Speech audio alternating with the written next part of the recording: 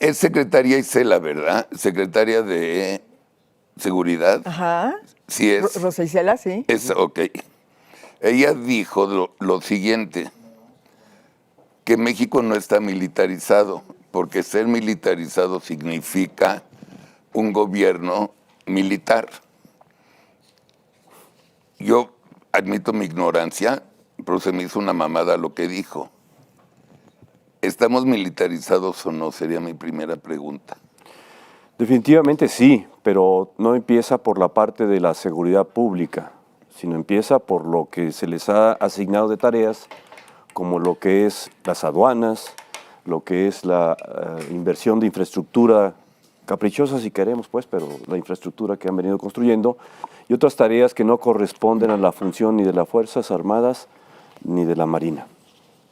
Pero entonces está militarizado ya mucha parte, pues, de las funciones que deberían ser civiles, y ahora están agregando toda esta de dejar todavía en la Guardia Nacional a los militares, cuando no fueron capaces, no han sido capaces en 4 años de haber podido hacer ese cambio que tanto hablaban respecto a la profesionalización de la Guardia Nacional.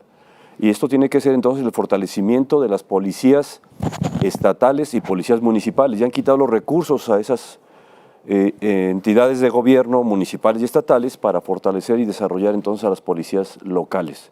Entonces yo definitivamente tengo una opinión muy diferente de Isela respecto a eso, y sí estamos militarizados, ¿cómo no? Sí, por supuesto, sin duda. Además, digo, naturalmente que ellos acomodan las definiciones en Exacto. función de lo que les conviene, pero la militarización, por supuesto, aparte de lo que dice Carlos, pues estamos viendo todo un proceso de ocupación de militares de cargos civiles. Hay más de 50 cargos de la Administración Pública Federal y locales que están ocupados ya por militares, por generales, por almirantes, por vicealmirantes o por coroneles.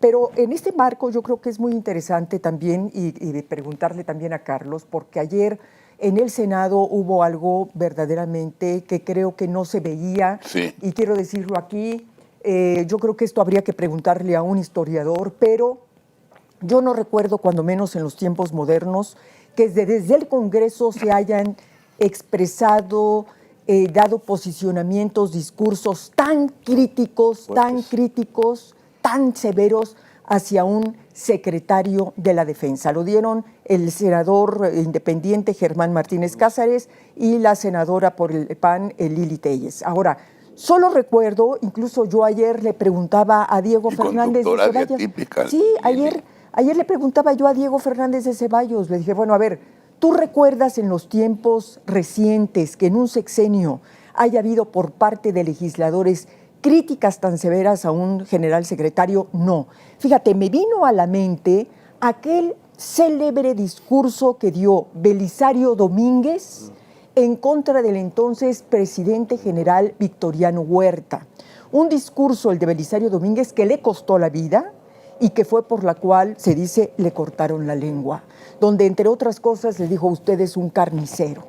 Entonces, fuera de ese discurso, yo no recuerdo que en otro momento el Congreso hubiera tenido necesidad de llamar a cuentas a un militar para decirle que no está respondiendo con la Constitución y con sus funciones propias de militar. Y nada más te agregaría para lo que dice Betty, que es increíble que va el secretario de Defensa a la mañanera, una periodista le hace una pregunta y le prohíbe López Obrador hablar y él contesta por él.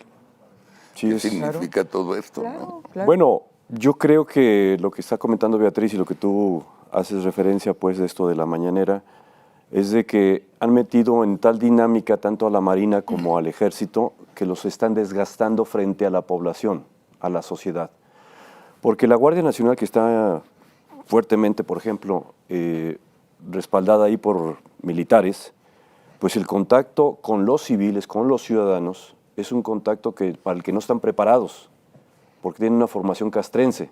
Claro. Y entonces los ciudadanos ya están sufriendo fuertemente, pues, ese trato que les están dando los militares a través de la Guardia Nacional. Ahora, yo sí creo que entonces eso nos lleva, pues, a un escenario de desgaste de algo que estaba con un prestigio muy alto pero que ahora ya lo han venido desgastando al meterlos en funciones que no les corresponden, ni que tampoco es para lo que están creadas y para lo que están en el país. Tienes razón.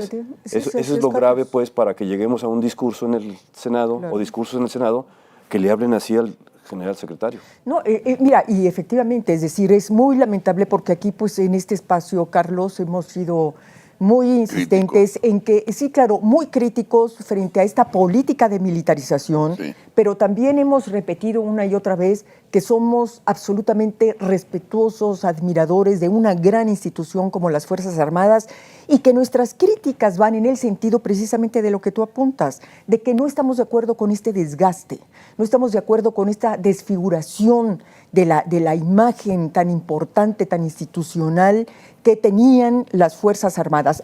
Hace rato mencionaba Carlos lo que dijo ayer el presidente, pero fíjate nada más, un tema tan relevante para el país como es el tema de la seguridad nacional, ¿cómo es posible que el mismo presidente de la República se burle Sí, de un tema como es el caso Guacamayas? ¿No? Sí. ¿Qué dijo ayer? Que la guacamaya se había convertido en un sopilote. Sí.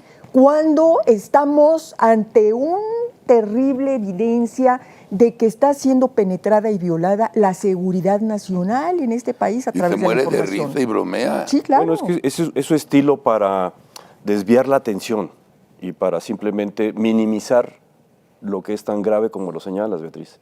Entonces, el problema también no es solo la imagen de las Fuerzas Armadas hacia afuera, sino yo también creo y he escuchado pues que hacia adentro también traen un problema ya bastante serio. Yo también. ¿Por qué? Porque la formación y el orgullo de ser miembro del Ejército o de la Marina lo están perdiendo porque entonces los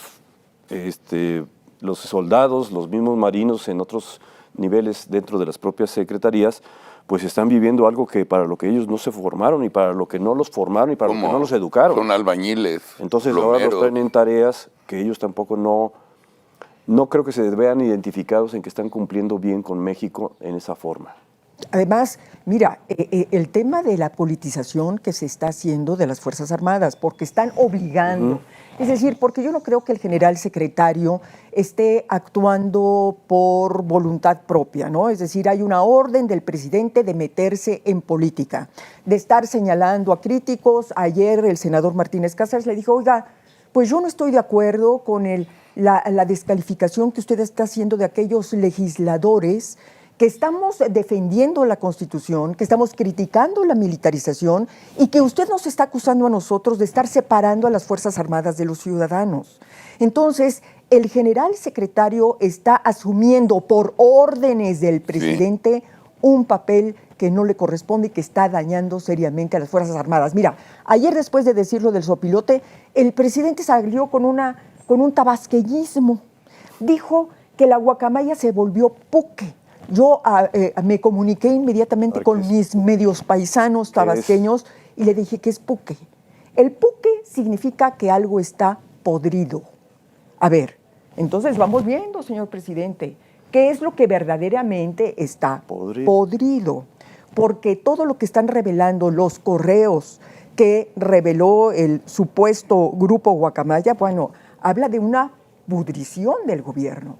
Habla de una pudrición de lo que está ocurriendo en las Fuerzas Armadas en sus vínculos de algunos elementos militares con el crimen organizado. Entonces, a ver, vamos colocando las cosas en su sitio, pero yo a lo que voy, los dos Carlos, es de que un presidente no puede frivolizar un tema tan importante para el país como es la seguridad nacional. Sí.